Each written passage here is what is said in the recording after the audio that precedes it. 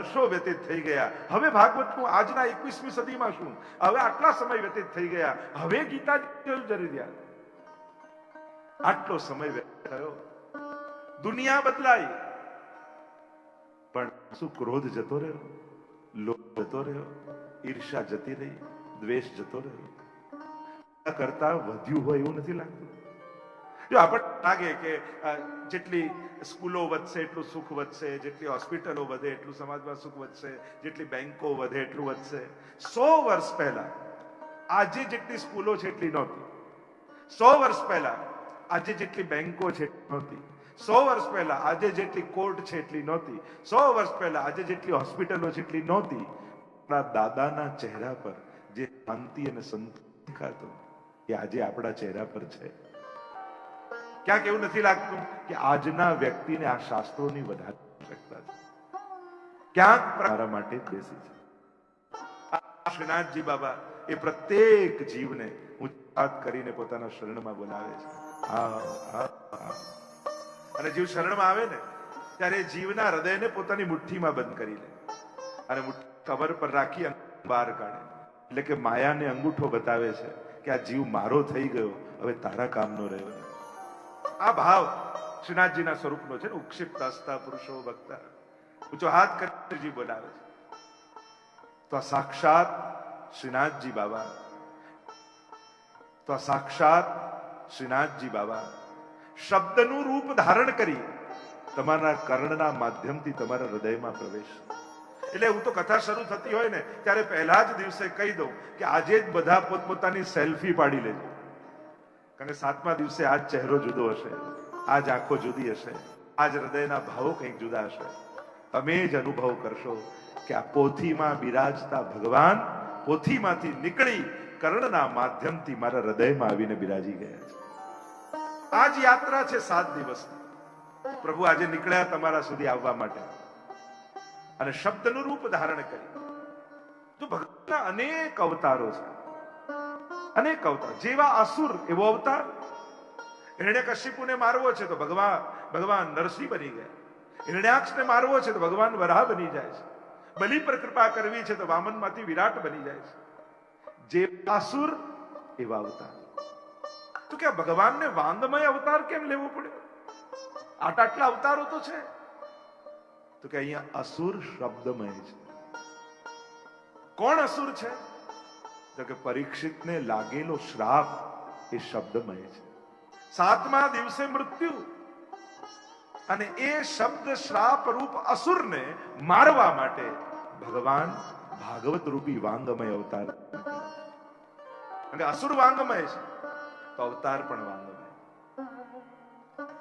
આવી દિવ્ય કથા ને ગાથા છે. નવો ભાગ્યશાળી છે આહિરપરા પરિવાર. અને શાસ્ત્ર એમ કહે છે આ ભાગવત એવું પુણ્ય કર્મ છે કે શાસ્ત્રોમાં જેટલા પુણ્યો બતાવવામાં આવ્યા છે એમ થાય કે આ જુદા જુદા પુણ્ય જીવનભરમાં ક્યારે પૂરા થશે? એક એવું પુણ્ય ખરું કે જે હું કરું અને સમસ્ત પુણ્યોના મને ફળ મળી જાય. ભાગવત એવું સત્કર્મ છે. કેવલ ભાગવત કરવા માત્રથી શાસ્ત્રોમાં બતાવેલા સમસ્ત પુણ્યોના ફળની પ્રાપ્તિ થાય. એમ કહેવાય છે કે જ્યાં ભાગવત બિરાજમાન હોય ત્યાં સકલ તીર્થો આવીને નિવાસ કરે છે. એટલે તમે કેવલ ભાગવતની પરિક્રમા કરો તો ભારત વર્ષના જેટલા તીર્થો છે એ સમસ્ત તીર્થોની યાત્રાનું પુણ્ય તમને મળે. એવો મહિમા ભાગવત. તમે કે હું 24 અવતારના મંદિરની યાત્રા કરવા જાઉં તો કેટલાય મહિના નીકળી જાય, કદાચ 24 અવતારના મંદિર નાય મળે. પણ એક ભાગવતની પરિક્રમા કરો તો 24 અવતારના મંદિરની યાત્રાનું પુણ્ય મળે. કહેવાય છે કે 33 કોટી દેવતાઓ જ્યાં ભાગવત બિરાજમાન થાય ત્યાં આવીને ઉપસ્થિત થઈ જતા હોય છે અને એક જ શબ્દનું ઉચ્ચારણ કરતા હોય છે, તથાસ્તુ તથાસ્તુ તથાસ્તુ. એટલે કે અહીંયા બેસીને જે કાંઈ પણ સંકલ્પ જીવ કરે નિશ્ચિત ભાગવત એવું કલ્પ વૃક્ષ છે, એના સકલ મનોરથો પૂર્ણ થતા હોય છે. એનો મહિમા બતાવ્યો છે. ભાગવતની મહત્તા અનંત ગણી વર્ણન કરવામાં આવે છે. એ તો જયારે મહાત્માનું દર્શન કરીશું ત્યારે આપણે કરીશું.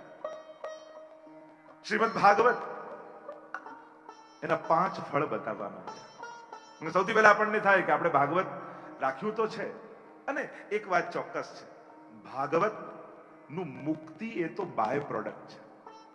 મેઇન પ્રોડક્ટ તો ભક્તિ છે. મુક્તિ કરાવવા માટે ભાગવત નથી હોતું, પણ જેની મુક્તિ થઈ જાય ને એની પાછળ જ ભાગવત બેસી શકતું હોય છે. બાકી ગમે તેની પાછળ ભાગવત થઈ પણ ન શકે. પણ આપણે ત્યાં તો ભક્તિ પરમ ફળ કહ્યું છે. શ્રીમદ ભાગવત એ મહાપુરાણ છે. જો આપણે ત્યાં શાસ્ત્રોના અનેક પ્રકાર, વેદ, ઉપનિષદ, સૂત્ર ગ્રંથો, સ્મૃતિ ગ્રંથો, એમ 17 પુરાણ છે, અને શ્રીમદ ભાગવત એ મહાપુરાણ છે. જેમાં 5 લક્ષણ હોય ને પુરાણ કહેવાય.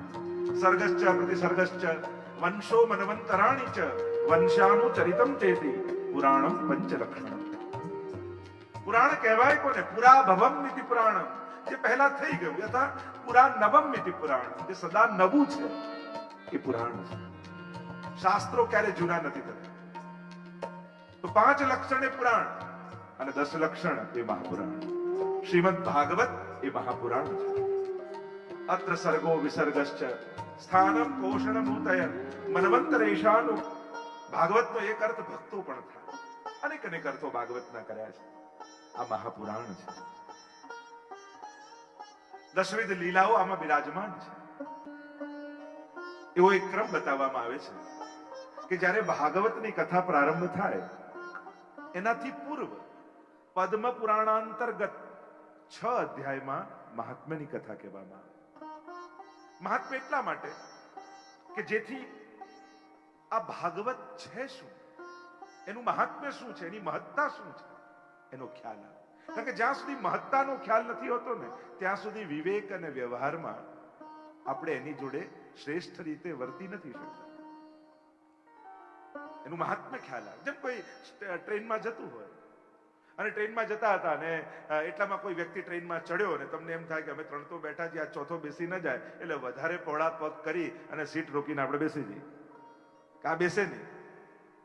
એટલામાં આપણા ખોળામાં 6 મહિનાનું આપણું બાળક અચાનક તાવ ચડવા લાગ્યું, ઉલટીઓ થવા લાગી, બીમાર થવા લાગ્યો, એકદમ એની તબિયત બગડવા લાગી. એટલે જેને બેસવા નહોતો દીધો એ વ્યક્તિએ કહ્યું કે હું પીડિયાટ્રિશિયન છું, બાળકોનો ડોક્ટર છું, લા હું ચેક કરી આવું.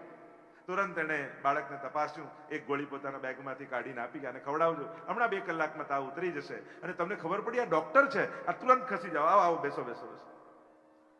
એને બેસી ન શકે એ રીતે જગ્યા રોકીને બેસી ગયા હતા. જ્યારે મહાત્મ જ્ઞાન નહોતું, પણ મહાત્મ જ્ઞાન થયું કે આ ડોક્ટર છે, તુરંત જગ્યા કરી આપી. આપણામાંથી એક જણ ઉભો થઈ જાય, ચલો હું ઉભો છું, તમે બેસો.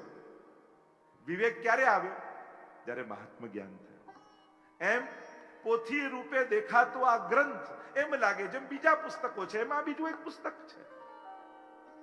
એમ તો શાસ્ત્રોમાં ભગવાનની 8 પ્રકારની પ્રતિમાઓનું વર્ણન કર્યું. શૈલી, દારૂમયી, લૌહી, લેપ્યા, લેખ્યા ચ સૈકતી, મનોમયી, મણિમયી પ્રતિમા અષ્ટવિધા સ્મૃતા. 8 પ્રકારની ભગવાનની પ્રતિમાઓનું વર્ણન શાસ્ત્રોમાં છે. શૈલી શિલાની, લૌહી ધાતુની, લેપ્યા એટલે લીપેલી, આપણે બેઠકજી લીપીને બનાવીએ, લેખ્યા લખેલી. તેમાં 8 પ્રકારની પ્રતિમાઓનું વર્ણન છે. શ્રીમદ ભાગવત એ વાંગમય રૂપ છે, વાણીમય રૂપ છે. તો પદ્મ પુરાણ અંતર્ગત 6 અધ્યાયમાં મહાત્મ્યનું વર્ણન કરવામાં આવ્યું. આવો પ્રવેશ કરીએ મહાત્મ્યની કથામાં. 2 સ્થાનમાં મહાત્મ્યનું વર્ણન છે, એક 4 અધ્યાયમાં સ્કંદ પુરાણમાં અને 6 અધ્યાયમાં પદ્મ પુરાણમાં. પણ એક પરંપરા એવી છે કે પદ્મ પુરાણ અંતર્ગત 6 અધ્યાયમાં महात्म्य वर्णन गान करवामा। आइए प्रवेश करते हैं महात्मा की कथा में। અને મહાત્મામાં પ્રવેશ કરતા શ્રી વ્યાસજી પહેલા શ્લોકમાં મંગલાચરણ કરે।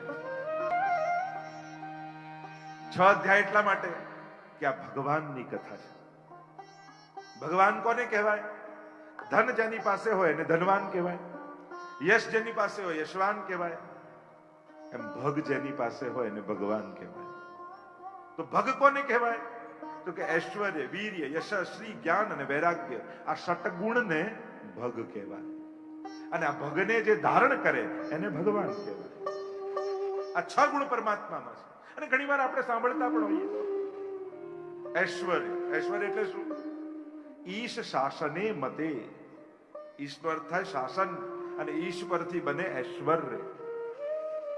ભગવાનના શાસનમાં કોઈ કમી નથી. ભગવાને જે સર્જ્યું છે, જેનું સર્જન કરે છે, જેનું પાલન કરે છે, જેનો લય કરે છે, એ ભગવાન જે રીતે કરી રહ્યો છે એમાં કોઈ ખામી નથી. જે ખામી દેખાય છે એ આપણા સમજણની છે, આપણી બુદ્ધિની છે. વીર્ય, ઐશ્વર્ય, વીર્ય, બળવાન ભગવાન જેવો બીજો કોઈ નથી. યશ, ભગવાનનો યશ સર્વત્ર વ્યાપેલો છે. શ્રી લક્ષ્મીજી તો ઠાકોરજીના ચરણમાં છે. જ્ઞાન, ભગવાન સર્વજ્ઞ છે. અને આ બધું હોવા છતાં ભગવાનમાં છઠ્ઠો ગુણ છે વૈરાગ્ય. એને સોનાની દ્વારકા ડૂબાડતા અને સર્જતા નથી મોહ થતો, નથી ખેદ થતો. એ વૈરાગ્ય ગુણ પરમાત્મામાં છે.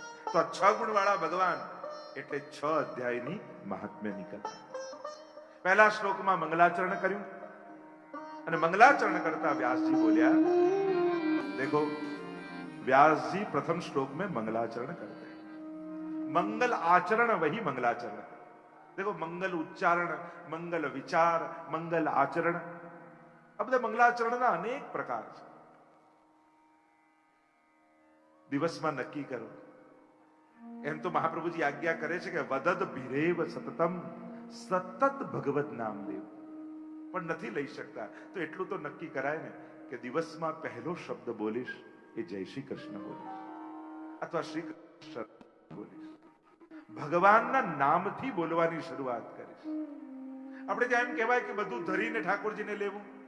હવે નથી સંભવ થતું તો એટલો નિયમ તો લેવાય ને કે સૌથી પહેલી વસ્તુ મોઢામાં જે મૂકીશ ને એ ઠાકોરજીની પ્રસાદી વસ્તુ મૂકીશ. એનાથી તો શરૂઆત થાય. જો શર્ટનું પહેલું બટન બરાબર લાગે ને તો બાકી બધા બટન બરાબર લાગી જાય. પણ જો પહેલું ખોટું લાગે ને તો બધા જ ખોટા લાગે. જેની શરૂઆત જ દિવસની ખોટી થાય એને પછી બધું ખોટું થાય. એટલે જ દિવસની શરૂઆત મંગલાના દર્શનથી કરો. અહીંયા ગામમાં આટલી હવેલીઓ બિરાજમાન છે. જ્યાં તમને ભાવ હોય, જ્યાં તમને શ્રદ્ધા હોય, જ્યાં તમને નિષ્ઠા હોય, ત્યાં જઈ મંગલાના દર્શનથી શરૂ કરો. જો મંગલાના દર્શન એટલે ઠાકોરજીના આશીર્વાદ લેવાનો સમય, કે પ્રભુ સવારે સવારે આપના આશીર્વાદ લેવા આવ્યો છું કે આજે આખો દિવસ આપને ગમે એવા કાર્યોથી થાય, વ્યતીત થાય. અને શયનના દર્શન એટલે આભાર માનવાનો સમય, કે સવારે મંગળામાં આશીર્વાદ લઈને ગયો તો શયનમાં આભાર માનવા આવ્યો. આજે આખા દિવસમાં મારાથી એવું કાંઈ ન બન્યું કે જે આપને ન ગમતું હોય. આપનો ખૂબ આભાર છે. આપે મને અપરાધોથી બચાવ્યો છે, આપે મને દોષોથી બચાવ્યો છે. મંગલાચરણ એટલે જો મંગલ રૂપ છે કોણ? મંગલમ ભગવાન વિષ્ણુ, મંગલમ ગરુડધ્વજ. મંગલ રૂપ નિધાન સાવરો, મંગલ રૂપ નિધાન. મંગલનો નિધિ છે પરમાત્મા. એને વંદનથી શરૂઆત કરો. અને એક મારા વાક્યને યાદ રાખજો, જેને પગે લાગવા જેવું છે એને નહીં લાગો તો ન લાગવા જેવા લોકોને રોજ પગે પડવું પડશે. એટલે જેને લાગવા જેવું છે ને રોજ લાગી લો, નહીં તો ન લાગવા જેવા અસમર્થ લોકોને આગળ કરગરવું પડશે. વંદન તો કોને કરાય? પ્રભુ સર્વ સમર્થો હિ તતો નિશ્ચિત તતામ વ્રજે. સર્વ સમર્થ હોય ને એની પાસે જ આશા રખાય. અસમર્થ વ્યક્તિઓ પાસે આશા રાખશો ને તો ચિંતા અને દુઃખ સિવાય બીજું કઈ મળવાનું નથી. એટલે આશ્રય સર્વ સમર્થનો કરો. વંદન પણ એક ભક્તિ છે. અહીંયા બેસેલાને દરેકને કહીશ, તમારા ઘરે જો ઠાકોરજી વિરાજતા હોય, ન વિરાજતા હોય તો હવેલીમાં પણ રોજ દંડવત ઠાકોરજીને જરૂર કરો, વંદન જરૂર કરો. નવદા ભક્તિમાંની વંદન પણ એક ભક્તિ છે. અને વંદન કઈ રીતે કરવો એનો પણ પ્રકાર છે. રસ્તામાં મંદિર આવતું હોય ને હોર્ન મારીને જાઓ એને વંદન ના કહેવાય, એને તો અપમાન કર્યું કહેવાય. ઘણી વાર લોકોને એમ થાય, અને ધીમે વાગે તો પાછો જોરથી 2 વાર વગાડે કે સંભળાયું કે નહીં. હોર્ન વગાડવાને ક્યારે વંદન ના કહેવાય. વંદનનો પણ એક પ્રકાર છે. અરે જેને 24 કલાક આપણને દિવસમાં આપ્યા એને 10 મિનિટ પગે લાગવા માટે 10 મિનિટ પણ ના આપી શકે. જે આટલું મોટું ઘર આપણને આપે છે, એ ઘરમાં 2x2 નું ખાનું એને ના આપી શકો, અને આપણી જાતને આપણે વૈષ્ણવ કહીએ. જે 2 ટંક પેટ ભરીને આપણને જમાડે છે, એને કટોરી મિશ્રી ન ધરી શકો, તો આપણી જાતને કયા મોઢે વૈષ્ણવ આપણે કહીશું? જેના આટલા આટલા ઉપકાર આપણા ઉપર છે, એનો આભાર માનવા માટે 5 મિનિટ ન કાઢી શકો, તો પોતાની જાતને વૈષ્ણવ કઈ રીતે કહેશો? કરવાનું તો ઘણું છે. આપણે વાત કરીએ છીએ કે ઓછામાં ઓછું શું કરી શકે. એક વસ્તુ યાદ રાખજો, જ્યારે એને આપ્યું ત્યારે આભાર નથી માન્યો, તો લઈ લેશે તો ફરિયાદે કયા મોઢે કરવા જશો? ફરિયાદ કરવાનો અધિકાર પણ એનો હોય છે જેને આપ્યું ત્યારે આભાર માનવા ગયો. કયા મોઢે કહેવા જશો કે કેમ લઈ લીધું, મારી સાથે કેમ આમ? રોજ અરે કોઈ ટીવી આપે ને 10 વાર થેન્ક યુ કહો છો, પણ આંખ આપી એને ક્યારે થેન્ક યુ નથી કહેતા. કોઈ કાર આપે તો 100 વાર થેન્ક યુ કહો, પણ એને હાથ પગ આપ્યા એને ક્યારે આ થેન્ક યુ કહ્યું નથી, એનો ક્યારે આભાર માન્યો નથી. જેને થોડી મદદ કરી હોય એને જિંદગી ભર એના આભાર અને ઉપકાર માનતા રહીએ, પણ જેને જીવન આપ્યું એનો તો ક્યારે ઉપકાર માન્યો નથી. ચિંતન કરજો, વિચાર કરજો. મંગલાચરણથી શરૂઆત થઈ છે, અને પ્રાય આપણે ત્યાં શાસ્ત્રોમાં, ગ્રંથોમાં આ એક વિવેક છે કે કોઈ પણ ગ્રંથની શરૂઆત થતી હોય તો 2 કારણથી મંગલાચરણ થાય. એક, જે ગાવા જઈ રહ્યા છે એમાં કોઈ વિક્ષેપ ના આવે, એ સંપૂર્ણ રૂપે સુંદર રીતે પૂર્ણ થાય. અને બીજું, આ ગાયને જે ફલ પામવા ઈચ્છીએ છે એ ફલ પ્રાપ્તિમાં કોઈ વિઘ્ન ના આવે, એટલે મંગલાચરણ કરે. શાસ્ત્રોમાં 3 પ્રકાર મંગલાચરણના બતાવ્યા. એક નમસ્કારાત્મક, બીજું આશીર્વાદાત્મક, અને ત્રીજું વસ્તુ નિર્દેશાત્મક.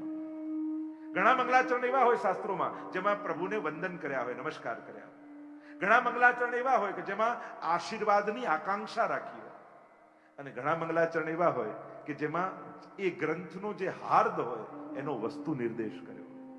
તો ચર્ચાઓ ઘણી છે, સંસ્કૃત સાહિત્ય તો અગાધ છે. મંગલાચરણ કરતા વ્યાસજીએ પ્રભુના સ્વરૂપ, સામર્થ્ય અને સ્વભાવનો પરિચય કરાવ્યો. પ્રભુની આકૃતિ, પ્રકૃતિ અને કૃતિ ત્રણેયનો પરિચય કરાવ્યો.